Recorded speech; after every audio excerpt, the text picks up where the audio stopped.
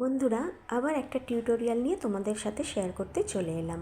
বাড়িতে থাকা বক্স দিয়ে একটা গোলাকার শেপ কেটে নিলাম। তারপরে আজরাকের কাপড় নিয়ে ওই শেপ করেই আমি একটা গোলাকার পেন্ডেন্ট তৈরি করে নিলাম। দেখো কত সুন্দর লাগছে পেন্ডেন্টটা। এরপরে আমি নিয়ে নিলাম কিছু সাদা কড়ি। এই কড়িগুলো আঠার সাহায্যে পেন্ডেন্টের পিছন দিকে লাগিয়ে দেব। তোমাদের বুঝতে পারার জন্য আমি নিচে রেখে লাগিয়ে দিচ্ছি, যাতে তোমরা দেখতে পারো আর শিখতে পারো। তো এইভাবে আমি কড়িগুলো লাগিয়ে নেব। এবার কড়িগুলো লাগানোর পরে কিছুক্ষণ রেস্টে রাখতে হবে, যাতে আঠাগুলো শুকিয়ে যায় আর কড়িগুলো পেন্ডেন্টের সাথে ভালো করে বসে যায়। তোমরা চাইলে কিছু একটা শক্ত জিনিস বা বই দিয়ে চাপা দিয়ে দিতে পারো।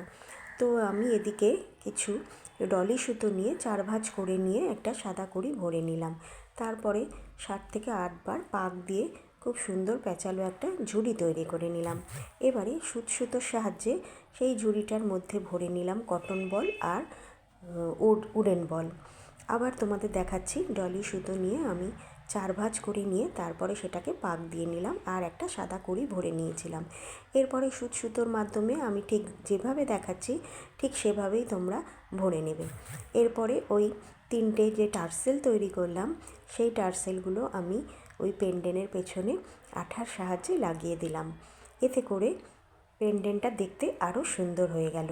দেখো তোমরা। আর ওপরে টার্সেল লাগিয়ে কিছু উডেন বিডস লাগিয়ে নিলাম আর কটন বল লাগিয়ে নিলাম।